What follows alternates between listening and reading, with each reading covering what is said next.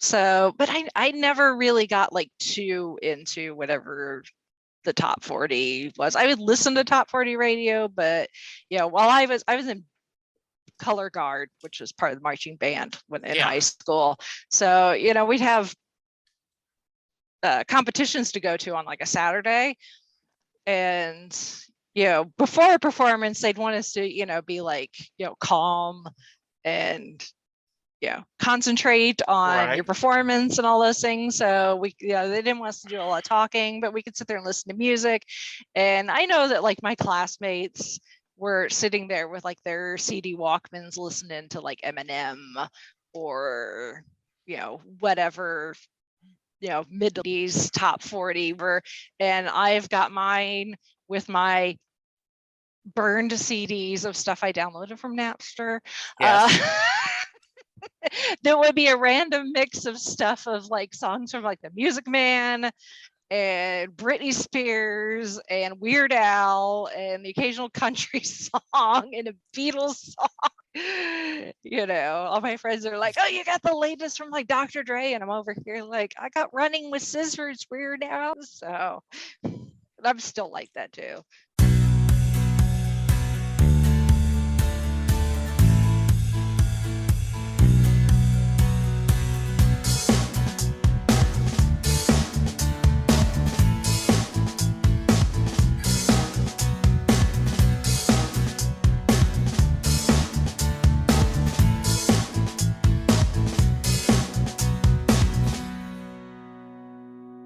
Hello, everyone, and welcome to a new episode of Set Listing Bruce, your podcast all about Bruce Springsteen, his music, and mostly his fans. I am your host, Jesse Jackson. We are getting off the Bruce train, though I'm sure he will come up because he normally does. And I'm talking to one of my fellow podcasters and I guess my Southgate Media sister, even though we're kind of Southgate Media's moving away. We'll always be connected by Rob Southgate. Exactly, yes. Yeah, he's the center of our universe. He is. So Rachel, welcome to the show. Hey, glad I could finally make it. Yeah, so tell us a little about yourself. Oh, goodness, where to start? I like to use the term professional nerd. Okay. When people ask about like my hobbies and stuff. And honestly, if I could find some way to pay me to be a professional nerd, I would work until the day I drop, probably. I'm right there with you. So, but yeah, I mean, I love all sorts of different things. Doctor Who is one of my big ones. I'm a big Disney fan, and pretty much everything that Disney owns that comes from, that's a big bubble now. Yes, it is. So that includes the MCU and Star Wars and, all the other Disney, classic Disney stuff. And the list of new things, especially since I started podcasting, the list of things that I've been exposed to, and now I'm like, oh, I love this. It grows every week. It's exponential. So for my audience, share them what podcast you participate in. I do the Five-ish Fangirls podcast. So we're a weekly geek culture, pop culture, entertainment podcast where we talk about various geeky and nerdy topics. But hence the name, we are all women, so it's from the female perspective, giving female and female, presenting, female identifying geeks and nerds a voice, a platform to talk about things like Marvel and Star Wars, and not feel like like this is boy stuff. No, geek girls are fans too. Absolutely. And we've been going for slightly over 7 years. So we Nice. just actually today, as we're recording this, so we just put out this week's episode, which is episode 341. Wow. And that's just like the main. That doesn't include like little side trips and stuff. Yeah. So so there's a lot of content there to listen to, and a lot of it is fairly evergreen, actually, at least as far as the main topics are concerned. Yeah. News, maybe not so much, but and then I also am part of Gold Standard, the Oscars podcast with DJ Nick and Zan Sprouse. And we've been at that slightly over a year, and we are every other week, and we are watching and reviewing every single Academy Award winner for Best Picture in chronological order. Yeah, I am so unhappy that I've had a couple of times where I was scheduled to join you guys and just medically, recovering from my surgery, I wasn't able to do it. And I'm just so unhappy because we're only in 1962, so you got a yes, long ways before I get we it. run out of content for you to jump in on. I guess so. I guess we got a little bit of time, but yes, that's awesome.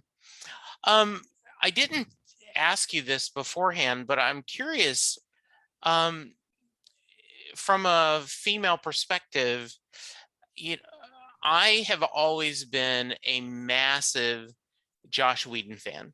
Just loved Buffy, Angel, Firefly, obviously. And I'm watching the Nevers, and it is difficult at times now to separate the creator from the creation. And so and if you don't have any hot sports opinions or any thoughts, I'll cut this out. But I mean, I don't, as far as Whedon is concerned, because I've never watched Buffy. Sorry. Okay. And I've seen part of Firefly like over my husband's shoulder when he was watching it. So the only thing that I've ever seen that I know of that he's done is he directed the first Avengers. Yeah, absolutely. Yeah. Which is easy to separate him from that movie. Yeah, exactly. So yeah, we did a episode earlier in the summer with Brittany and crap, now I can't think of her name. I'm so sorry, ladies. The two ladies from Popcorn Psychology. Okay. Kind of had just barely scratching the surface about like this this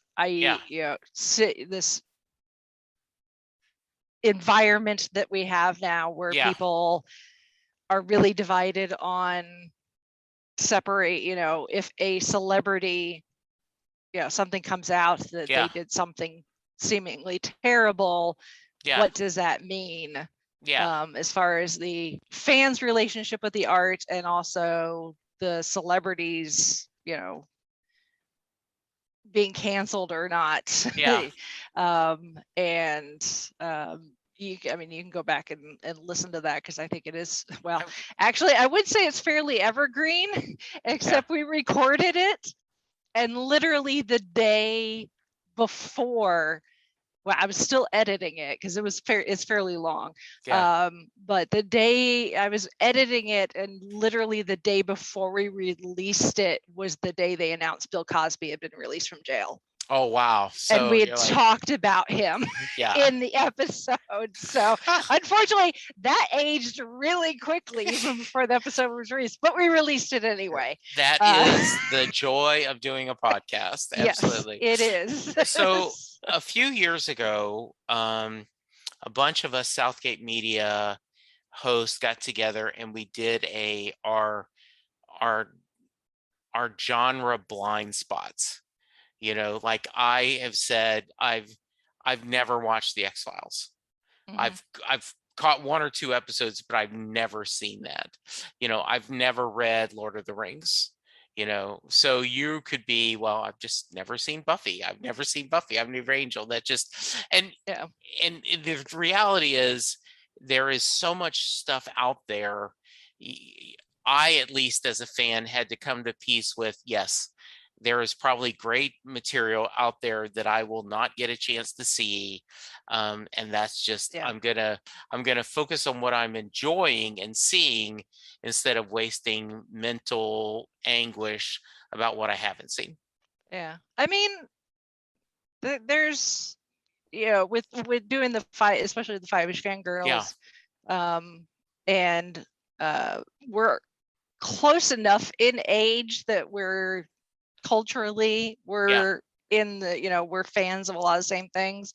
But because there is just enough age difference between the oldest of us and the youngest of us, yeah, that occasionally somebody, and the other factors too, like geography and yeah, work and stuff. Like Chrissy, she's a librarian, so she's the person that is usually the book person right. because she literally works with books. Yes, exactly. Holly works in education, so she gets exposed to things from the students that she works with, that Yeah, or of what current generation, yeah. folks way younger than us. Hmm. So I've been, like I said, I've been introduced, and we constantly joke about, somebody will be like, oh, I'm reading this new book series, it's really great, or I just discovered this new TV show, Yeah, or even an older TV show that maybe I've known about and just never bothered to sit down and watch. yeah, Like I'm watching, trying to get through to get caught up to watch the new stuff because the show came back. Leverage yeah.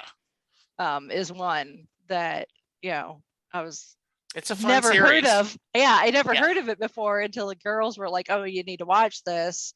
yeah, I was like, okay, well, I'll put it on the list. And then eventually they're like, hey, Leverage is coming back for like a yeah, special extra season. So I was like, oh crap, now I really got to get caught up. So I'm trying to work on that. But then, there'll be things like recently it took me like a month, but I binged all of Golden Girls yeah. because I could. And you'd wanted to, yeah. Is So is that one of the reasons why you enjoy the Oscars telecast so much? Because you're getting a chance to see what perceived is the best film of the year. yes, I mean, I don't always understand it, Yeah, why people perceive things to be the best, which is yeah, why we have that segment in there. yeah, I don't think originally that was part of the idea of the concept of the show. I don't remember yeah, who it was that suggested it. Maybe me, or I suggested something yeah, similar to it, and Nick did it, took it and yeah. worked it into his idea of Exactly. how the show was going to work anyway, Right. where we were like, well, yeah, we can talk about this movie that won, but we should also talk about whether it should have won or not, Yeah. and what we think should have won instead. So, and like I said, we're at 1962, so we're 30 something Yeah. episode, movies in, not counting the ones we do for Patreon. And Yeah. um, I'd have to look, but I think more often than not, I don't think that the one that won should have won. Oh, how interesting.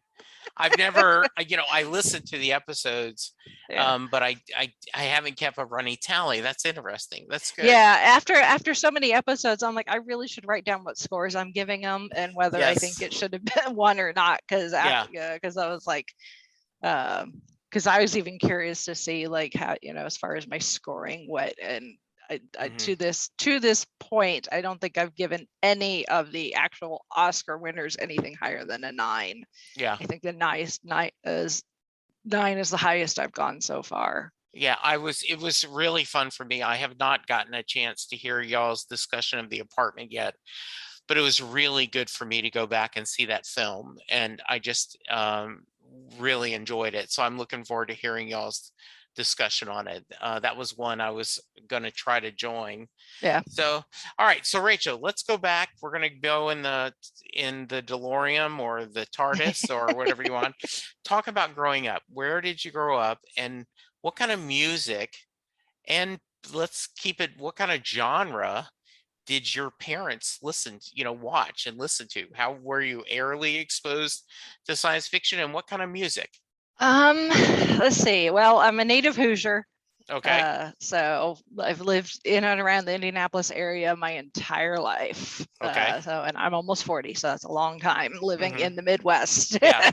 Especially, we may be the crossroads of America, but Indiana is not a cultural hot spot by any Right. means. We live for sports and deep frying things. That's Okay. like our, that's the those are the Hoosier tent poles. Yeah. So,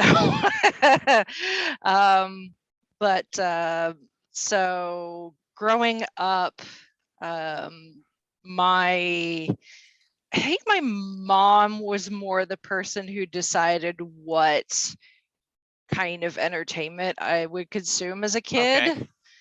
Okay. Because my dad was a cop Okay. for the longest time. So, he worked odd hours and Okay. stuff. But I grew up in the church, Okay. being in the Midwest. That's just What how denomination? we roll. Technically, my mom always said we were non-denominational. Okay. The particular church I remember going to first as a kid, though, I would say it's Pentecostal. Okay. So kind of not kind of fervent, Okay. not evangelical, Yeah. but still kind of, I remember, we had a choir. My dad was in the church choir. I performed in some of the Christmas and Easter pageants, when they need little kids running around, here comes Jesus on the donkey. They need little kids in the village marketplace, and Yeah. I'd be part of that. It was part of the kids choir and stuff. So it was a lot of traditional, and they were traditional hymns. Okay. It wasn't until I got older and moved and went to a different church that would do slightly more contemporary Christian music. But that's still pretty much what I grew up with, was just Christian music and some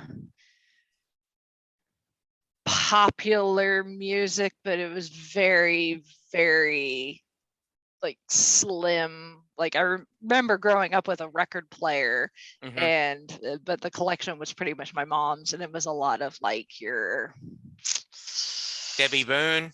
Yeah, like that, like Pat Boone. Yeah. Yes. Okay. Yeah. Or Disney. Yes. Like the most pop culture mainstream thing that I was allowed to consume was like the I'm the generation that grew up with the Disney Renaissance. So I had like the Lion King soundtrack, and I'd have that on repeat. Yes. Over and over and over again. I think the most like mainstream music that I think I remember listening to as a kid was like the Carpenters, and I think until we got into, at some point my mom got into country music, started listening to country music, and that came into the household, and I was a country music person for the longest time. And again, I think that comes from growing up in the church, being more conservative. Country music traditionally is very right-wing conservative. Yes. So I was hardcore into country for the longest time. Who were some of your favorite bands and artists? I don't know if I necessarily had any favorites. I just was via osmosis, or my mom loves George Strait, though. Okay. Like I knew everything that George Strait ever released via osmosis, whether I wanted to or not. It wasn't until I got to junior high that I started experiencing more of like your top 40 pop and rock music from friends at school, and visiting friends from church at their homes. Like it was at a church, like the youth group that I was in.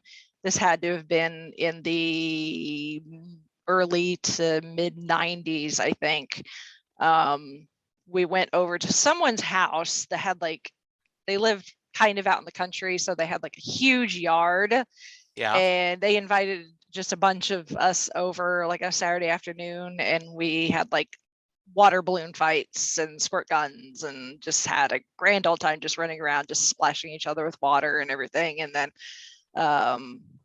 just having a grand old time running through the sprinklers, letting kids just run around and be nuts. But at some point, I think we went inside, probably to eat, because it was getting later or whatever. Yeah. And that was the first time I was exposed to Weird Al, because we funny. watched the movie UHF. Okay. I had no idea who this guy was and what this movie was about. But that was my first exposure to Weird Al. So That's pretty funny. Yeah. What time frame is this? Like I said, it has to be early to mid 90s, because it had to have been before Bad Hair Day was released, which was released in 96. Okay. Because I remember my cousin, who was like 6 months younger than me, and our grandmother lived in Florida by then. And I happened to be down there at the same time that she and her family were visiting, and she had the Bad Hair Day album. Okay. And so I got to listen to it like on her little Walkman CD player, and I just thought it was the funniest thing I've ever heard in my entire life. And I was like, oh, I think that's that guy in that movie I saw once. So, and that kind of cemented my like, I need to find out more about this guy. But it wasn't until like the late 90s till I got into high school, actually, that I was able to I started like buying my own albums on my own. Anything before that was bought for me, so I had to ask permission. Sure. When you are kind of striking out on your own, what were you exploring, and bring us up to date? What do you listen to now? The first album that I remember, and say, I don't think I purchased it, because my dad bought it, but by then my parents were divorced, so it's like, don't ask mom, ask dad. Because my mom was way more restrictive than my dad. But the first album that I remember owning for my own personal collection, that I didn't have to share with anybody else, was a reissue of the soundtrack to the Beatles' Yellow Submarine cartoon movie. Okay. And I still own that CD. Oh, nice. So, but I think that was like 99 or something like that. I think was when that reissue was. We bought it like a Kmart. That tells you how old it was. How long ago it was. So, which I have no idea why I knew who the Beatles were and what this was, why it was so insistent that my dad needed to buy it for me. But I just remember being very insistent that he needed to buy it for me. And I asked my mom years later, and she's like, well, you probably got, again, kind of like George Strait, discovered the Beatles via osmosis, because it was one of the things that she was willing to be played in the house. As far as music that she thought was acceptable to my little virgin child ears, that wasn't church music or something from Disney. But yeah, once I discovered the Beatles, like, all bets are off. I think. And when in high school, I still was kind of a fan of some of the stuff that my classmates were into. Like, I was a boy bander. Backstreet Boys, NSYNC. I'm a bit too young for New Kids on the Block. I think I'd be about 5 years old, older for that, for them. But definitely the Backstreet Boys and NSYNC. The Spice Girls. I loved the Spice Girls in high school. Okay. I so desperately wanted to see them in concert when they came through Indy, and we just couldn't swing it. And to this day, I'm still hoping for a reunion tour so that I can fix that. So you can go see that. Oh, that's funny. That is greatness. So, and I've always been a fan of like musicals. Okay. That comes from kind of the Disney thing. My dad liked musicals, so we Mhm. share a love for the film The Music Man. Oh yeah, great musical. Yeah, it's one of his favorites. That's one of mine too. So, but I never really got like too into whatever the top 40 was. I would listen to top 40 radio, but while I was in color guard, which was part of the marching band when in Yeah. high school. So, we'd have competitions to go to on like a Saturday. And, before a performance, they'd want us to, be like, calm and concentrate on your Right. performance and all those things. So they didn't want us to do a lot of talking, but we could sit there and listen to music. And I know that like my classmates were sitting there with like their CD Walkmans listening to like Eminem or whatever, mid to late Sure. 90s top 40 Yeah. whatever. And I've got mine with my burned CDs of stuff I downloaded from Napster. Yes. There would be a random mix of stuff of like songs from like the Music Man and Britney Spears and Weird Al and the occasional country song and a Beatles song. Right. So, all my friends are like, "Oh, you got the latest from like Dr. Dre," and I'm over here like, "I got Running with Scissors, Weird Al's new album." Yeah. Yes. So, I'm still like that too. My junior, who is one of the co-hosts of my How Many podcast, is huge Big Al fan, and has seen him and just loves Weird Al, and just saw him and just was so happy. Yeah. You remember back in the early days of like YouTube, I think. Yeah. When people were figuring out how to use the internet, obviously been around for a while. Yeah. But like YouTube and like social media. You remember for a while there was this run of just randos, just random people of various ages and ethnicities and whatever, tended to be younger, of people asking out celebrities to Mhm. like their prom or their homecoming, Right. or like, I'm in the military and we've got the officer's ball or something, and Yeah. I'm not married. Whoever hot celebrity at the time was, will you be my date?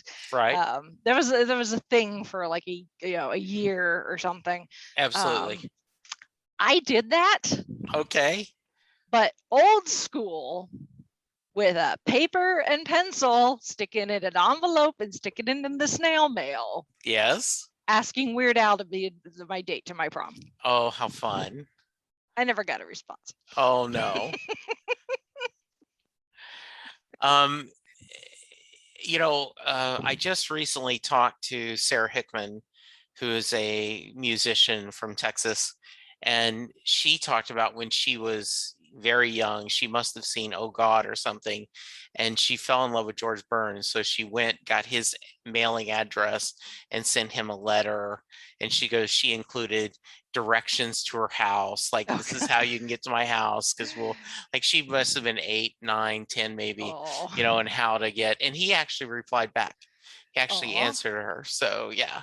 And then sweet. on the podcast, she tells the story. She was talking about him when she was on, when Pat Sajak had a talk show at the time, Mm-hmm. and they arranged for her to go meet George Burns. Oh. And so, and she said, it was everything you could have wanted. She was like, because this young of her, and he was kind and sweet, and it was just amazing to her.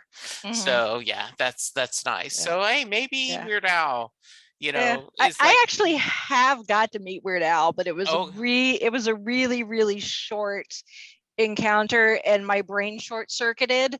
okay. You got to tell that story, Rachel. Yeah. So it was after the this was like this was the second time that Chauncey and I had seen him. This was the third time that I'd seen him though. And it was a show with him near Raw.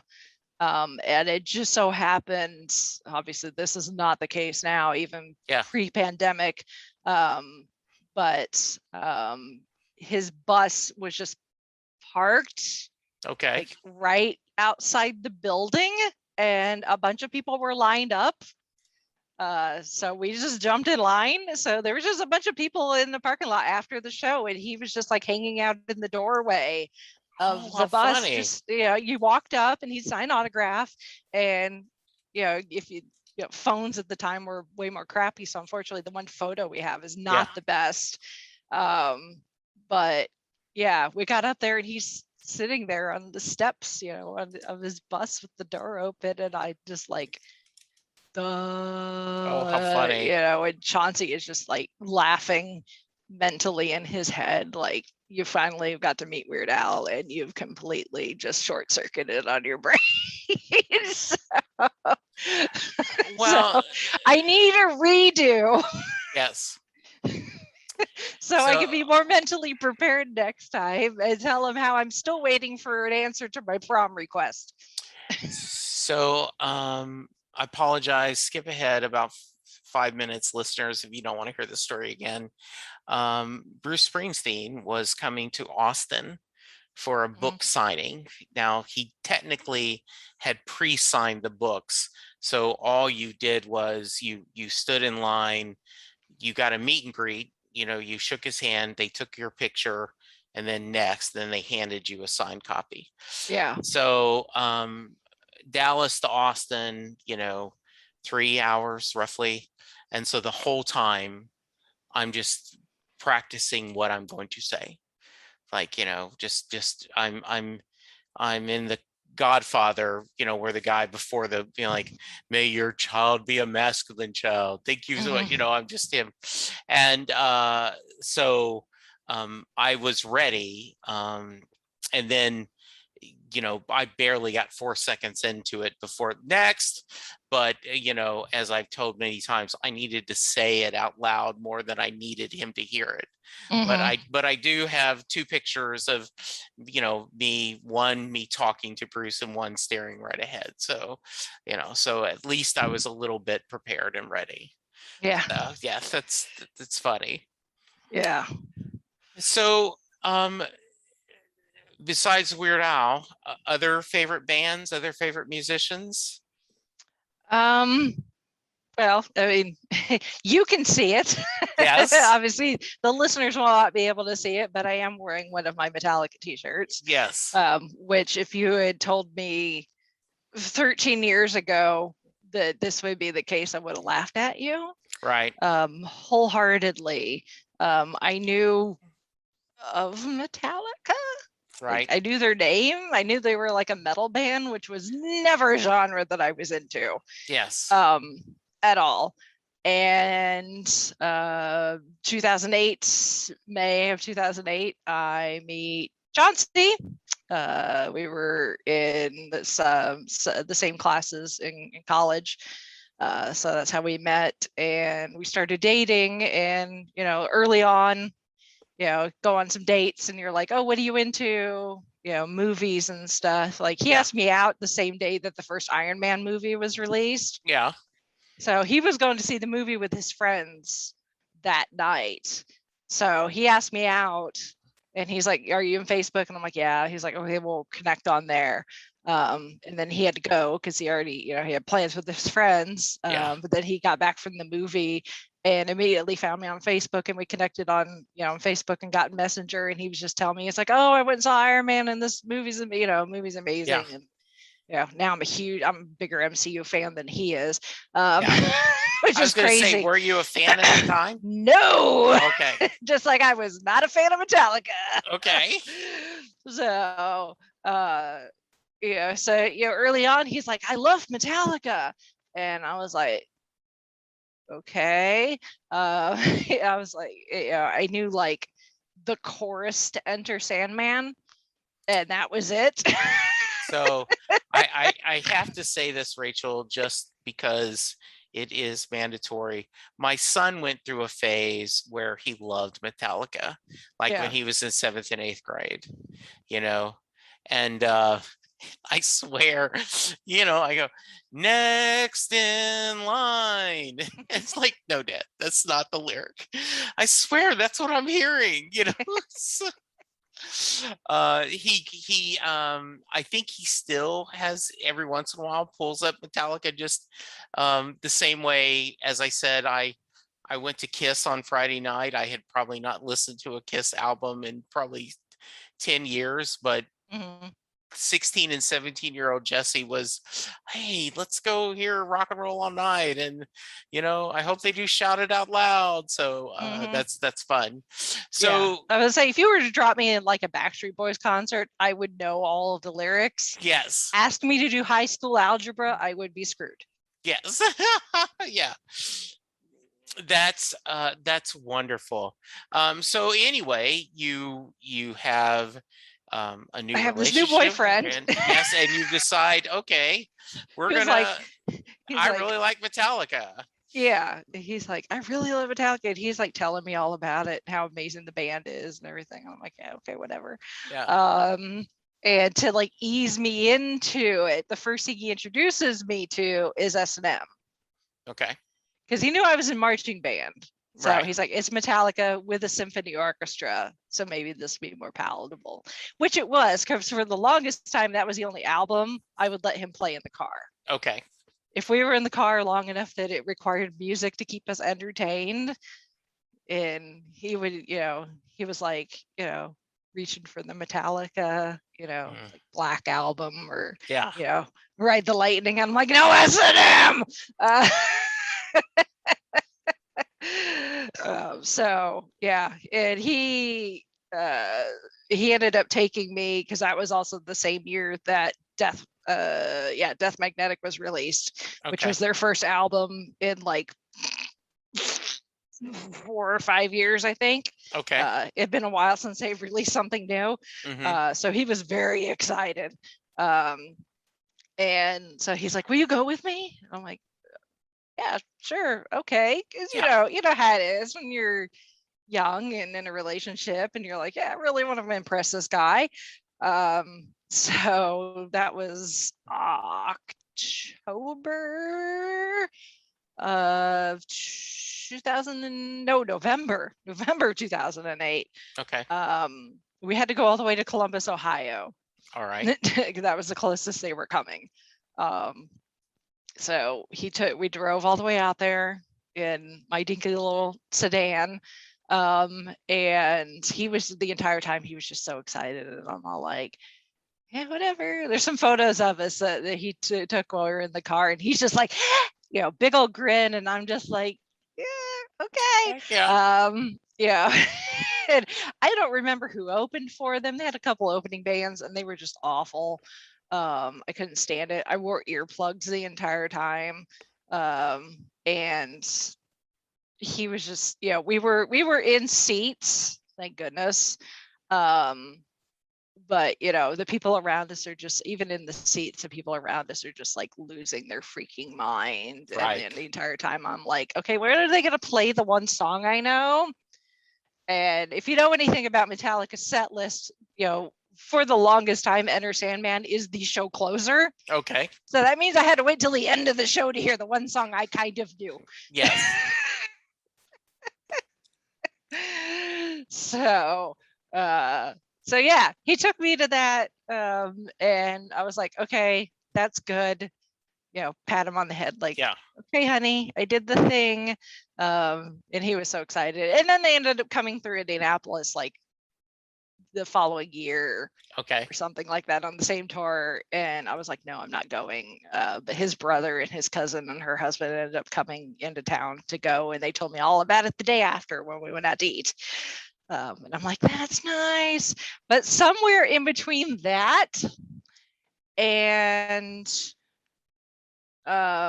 2017, this is a long time, because this is the first show's 2008, but sometime between there and 9 years later,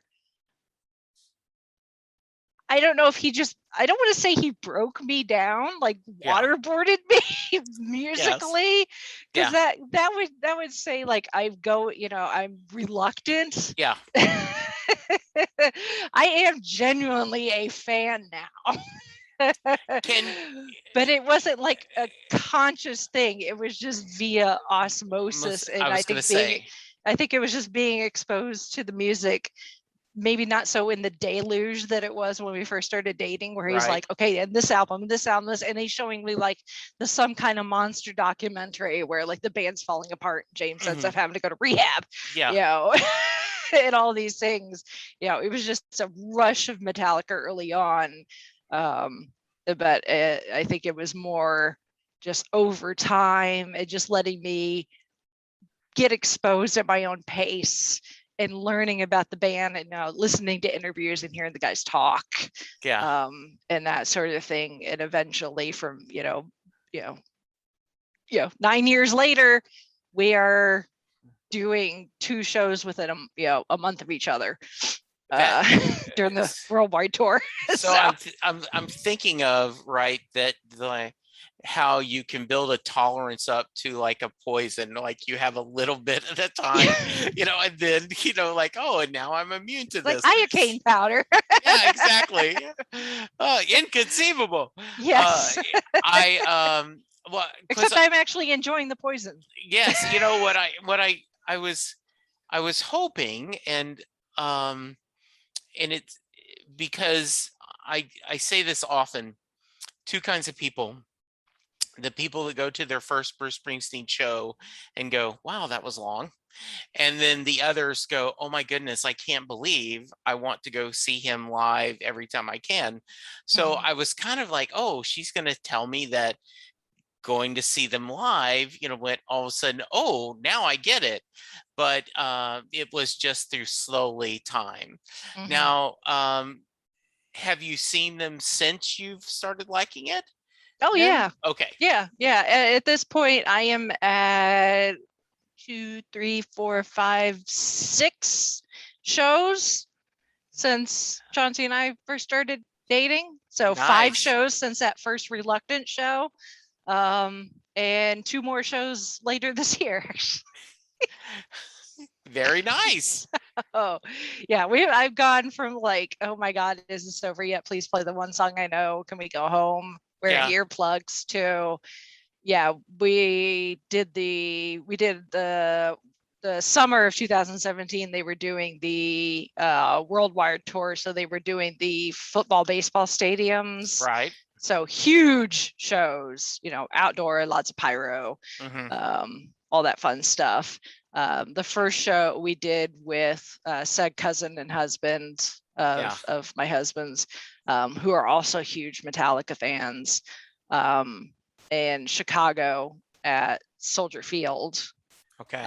Which was wild because we were doing standing room down on the field, which was fine during the opening act, which the first opening act was some local band that got the honor of being first, I guess. And then Avenged Sevenfold was like their, actual opener that people knew who they were. And then when actually Metallica came out and they first started, it wasn't too bad. But the minute the mosh pits started, the mosh circles started, I couldn't stay where we were standing anymore. Okay. It was just, I was getting stepped on. I started having a panic attack. So we had to lose our prime position that we'd been standing there for like hours, trying to be as close to the stage as possible. But it was just too dangerous in my mind. So we ended up having to move. But that wasn't too bad because we ended up near the tent where the soundboards were. So people aren't going to run into those. Yeah, exactly. So, yes. But we did that show, but then we said that same tour, we saw that same show again slightly under a month later in Detroit at Comerica Park. This time it was just Chauncey and I. But the second show in Detroit, because we're both in the fan club, which Chauncey has been a fan club even back when you had to pay to be in it. So he's actually grandfathered in and considered a legacy member, which comes in handy. Nice. Because legacy, anybody can join the fan club now for free, but when they go to do giveaways and stuff, they will give priority to legacy members. So that's handy to have that in your back pocket there. So he ended up winning.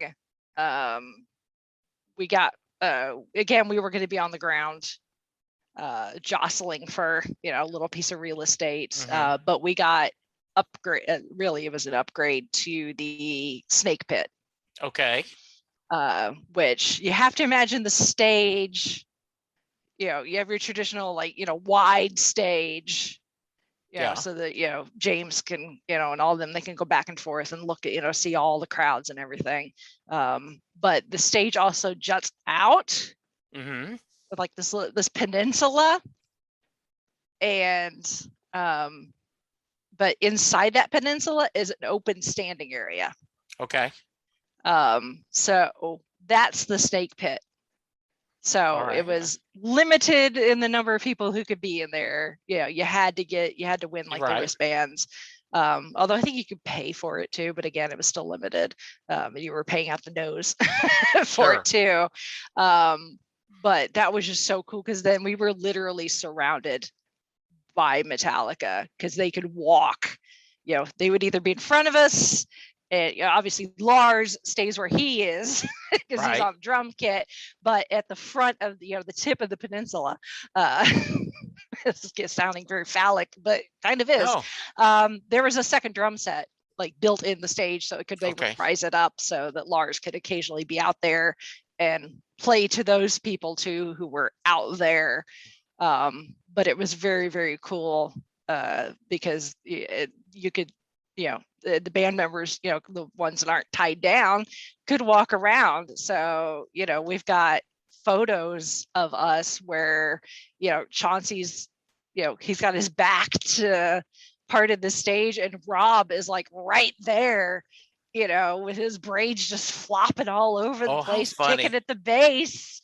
So it was really, really cool. In that show, they had Avenged Sevenfold again, but they also had Volbeat, who I had been introduced to from Chauncey, who had been introduced to from Metallica.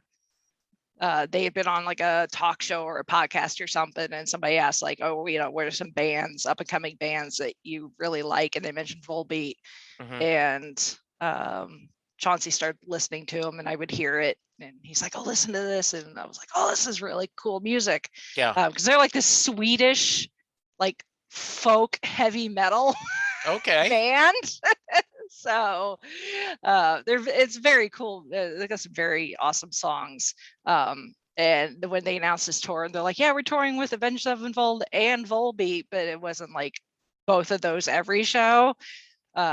So we were like, well, we'll do Chicago so we can do it with Beth and Joe.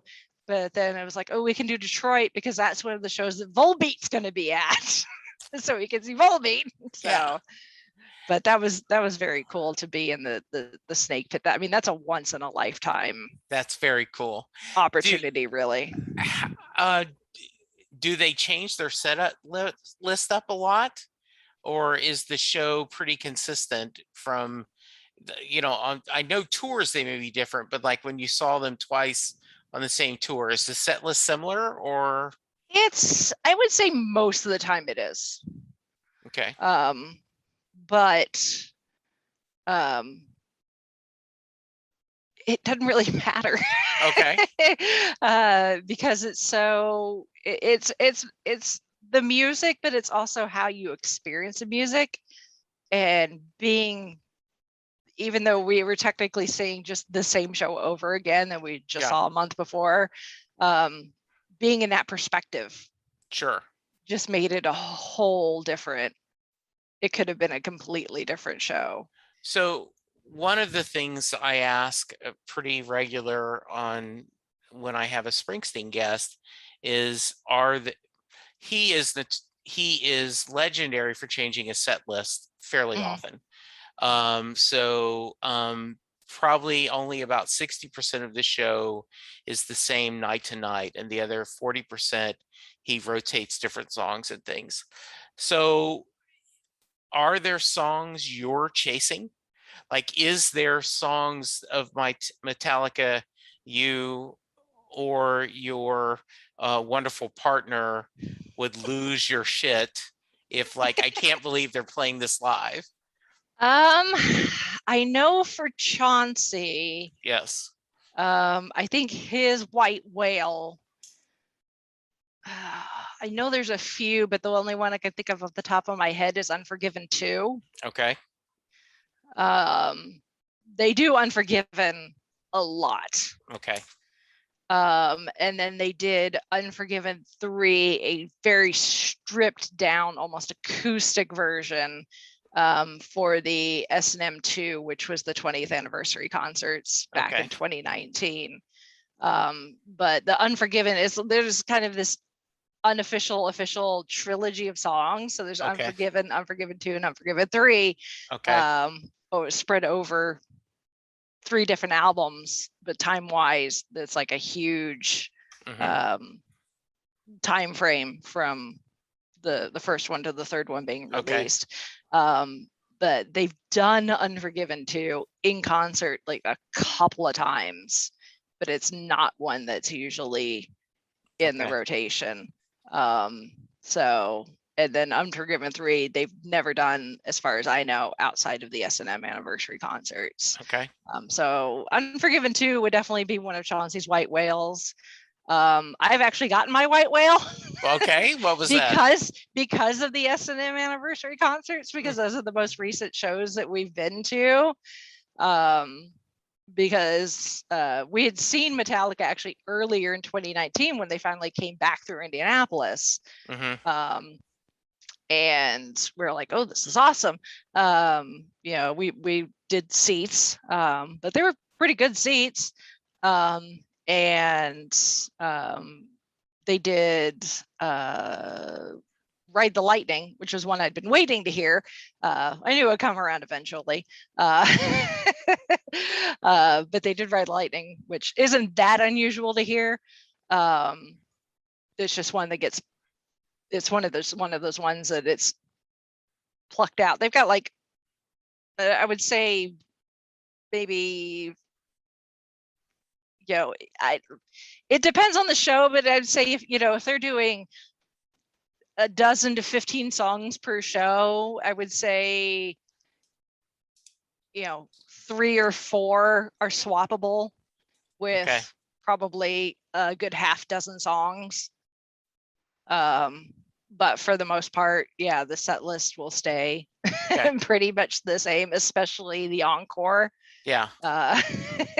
So and towards the end too, like Master of Puppets is almost always towards the end. And the crowd always loses their shit. It doesn't matter what, where, when, how many times these people have seen Metallica. For some reason, Master of Puppets just makes the audience lose their shit. I do not know why. They did a whole fan officially. This whole like bracket thing, fan voting, trying to figure out what's the best Metallica song of all time. And Master Puppets ended up winning, which I could have called that all the way at the beginning. I was not surprised at all. I don't know what it is about that song. People just lose their freaking mind. But yeah, the encore is pretty much always the same. It's with Enter Sandman always closing out the show. Has for years. So we saw them March of 2019, and we're like, oh yeah, cool, that's cool. We haven't seen them since a couple of years prior. This is awesome. And then like a month later or something like that, there's this huge announcement like, hey, the new basketball stadium that the city of San Francisco has spent these millions of dollars on for our basketball team. we're going to christen it with a Metallica show we're doing a 20th anniversary concert with the San Francisco Symphony for the 20th anniversary of S&M. And immediately Chauncey's like, can we go? I'm like, well, yeah. Yeah. If we can get tickets, yeah. So, once again, grandfathered in legacy fan club member. Yes. Priority access when it comes to ticket sales. But he let me handle all that. So I managed to snag us 2 tickets to the show. They were nosebleed, but it was like, it doesn't matter. You're in the building. It's we're in the building. It's the 20th anniversary of S&M. This is gonna be like a once in a lifetime thing. That show sells out like immediately. It even in my mind, I'm like, they're gonna have to add a second show, even for the first S&M, even pre-internet. Yeah, it was so popular that they had to add a second show. So I was like, they're going to add a second show. And then, like the next day, they're like, yeah, we're going to add a second show. It's going to be like 2 nights late, like 2 nights later. And I'm like, okay. But then for the second show, they're like, okay, second show ticket sales, fan club members only. So they were trying to keep out the bots. Yes. They get into the system and just buy up everything, and then turn around and sell it, for double face value. Yeah. So they're like, okay, you want to get tickets for the second show, you got to be a fan club member, you got to sign up. We're going to draw people, fan club members. If you get drawn, you'll get a code and you'll be able to. And thankfully, I think it was me the second time around that got a code for the sale for the second show. So we ended up snagging really amazing seats for the second show. And for a while there, we thought about maybe selling the first set. Yeah. To help cover some of the costs, because the San Francisco, God love you, you're an amazing city as far as culture and everything, but it is one of the most expensive cities in the entire country. It is, yes. It is ridiculously expensive. And we'd been to San Francisco before when Chauncey had to go for work. So we both knew how expensive it was just to eat anything in the city. Much less a hotel room. And exactly. Well, hotel room was covered the first time because he was going for work, thank goodness. Okay, yes. But we were doing an Airbnb for this trip. Which still helped with the cost, but we're like, maybe we can sell these first ones. And then we got closer and closer and closer, and the hype was building. And eventually we're like, do you really want to sell these tickets? No. Yeah, me neither. Good. Let's just do both. Good. Yay.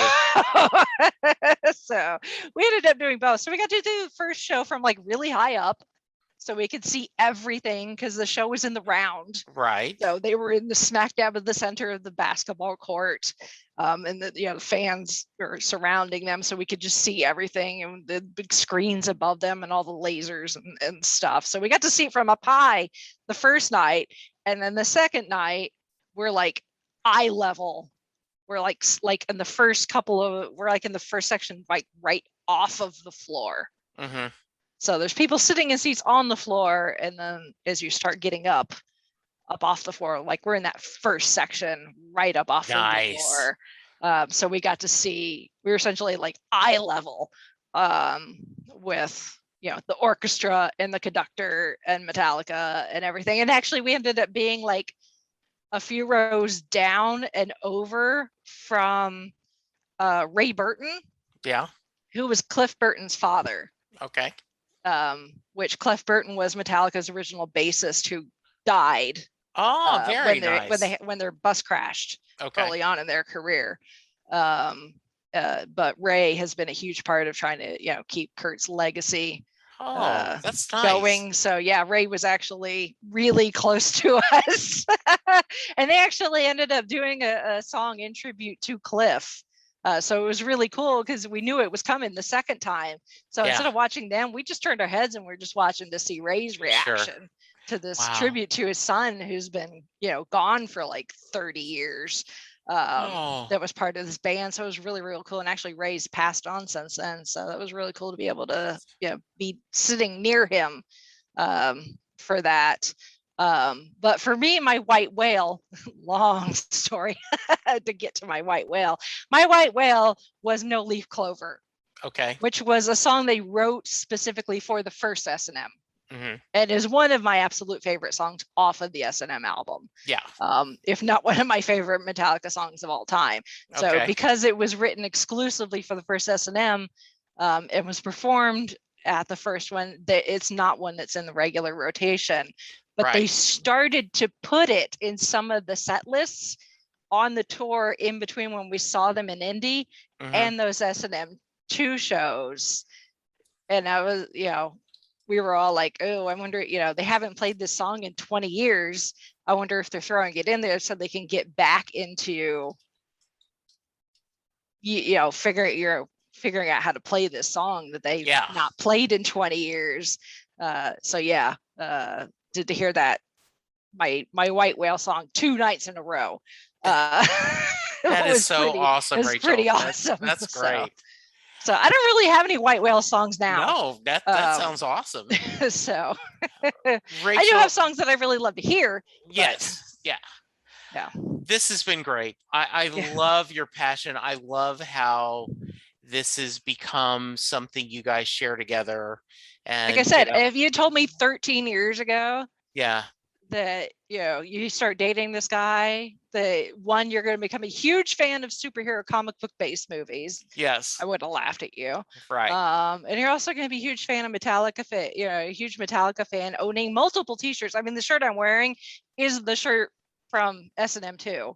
Right. I mean, this is the logo from the show. Right. So, and I've got multiple Metallica shirts. I think I have enough to take with me when we go to, because that's what we're doing, is San Francisco again. Yeah. The shows that we have coming up, because Metallica is now celebrating their 40th anniversary. That's awesome. Of being a band. So they're doing 2 exclusive shows, again, not quite back to back. They're having the one night in between, but it's at the same venue.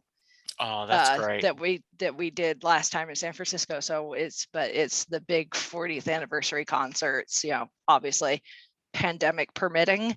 Yes. Hopefully.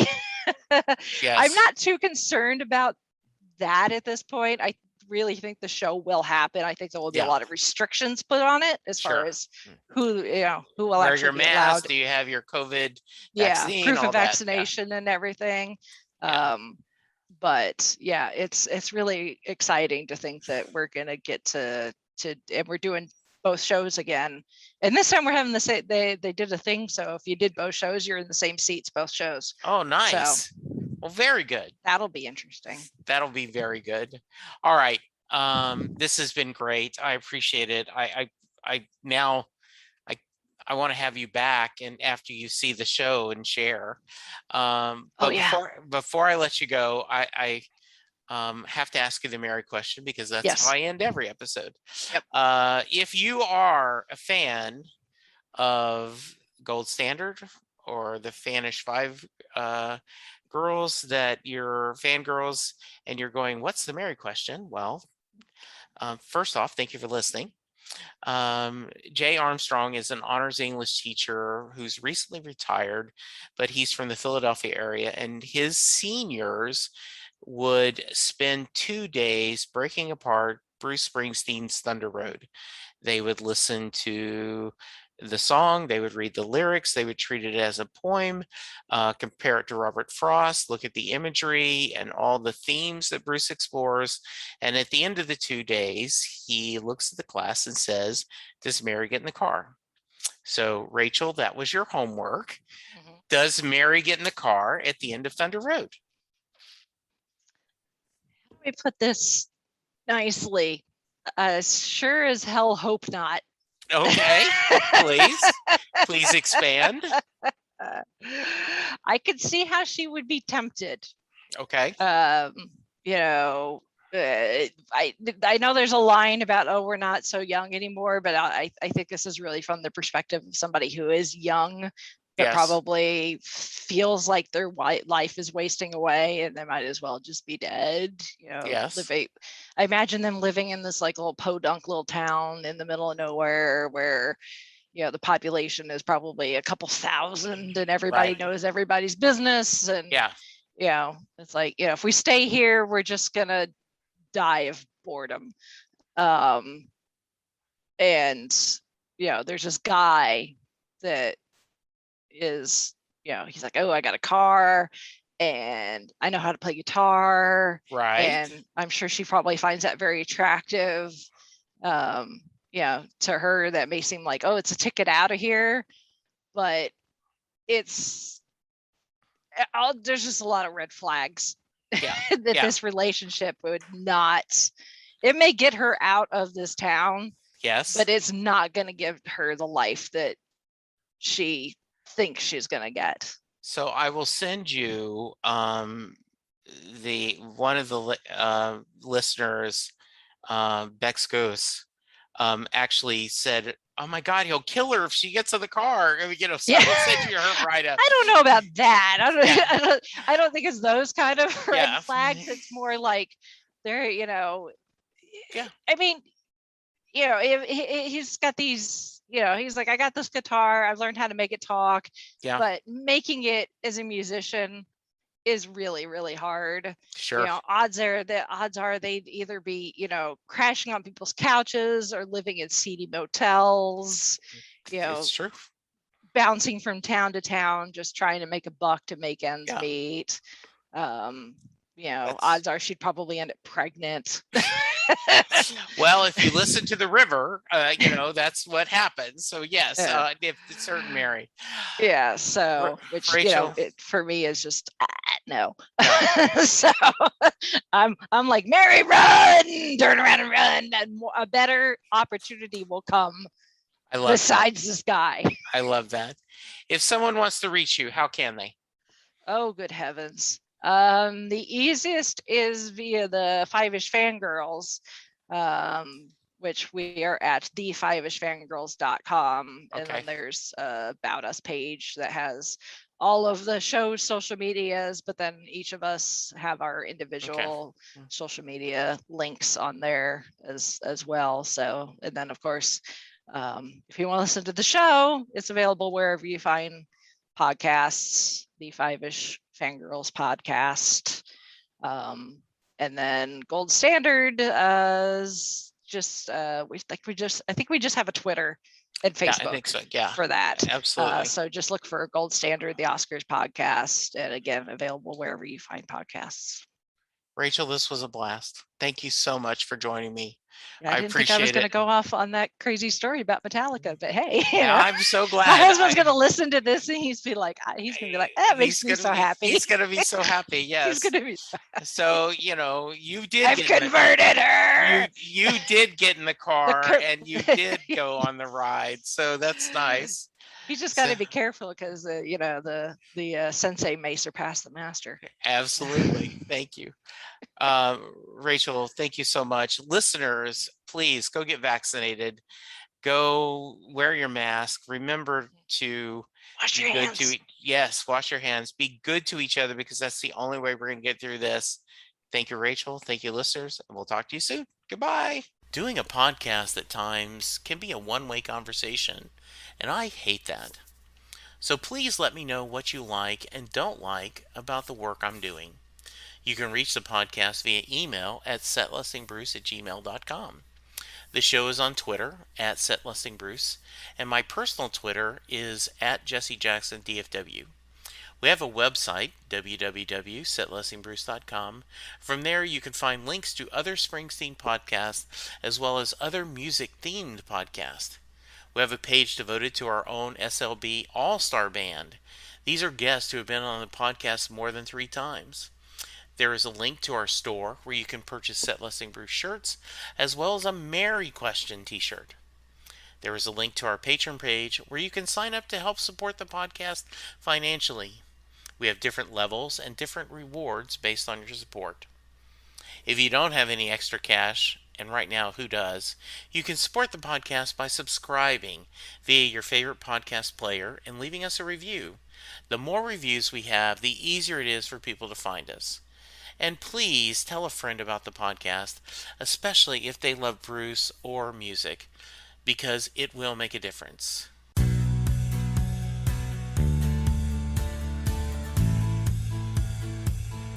You just heard the fun talking, hard rocking, music loving, album ranking, fan thinking, joy spreading, lyric reading, story sharing podcast that is the one, the only Set Listing Bruce. The theme for Set Listing Bruce was written by David Rosen, used by permission.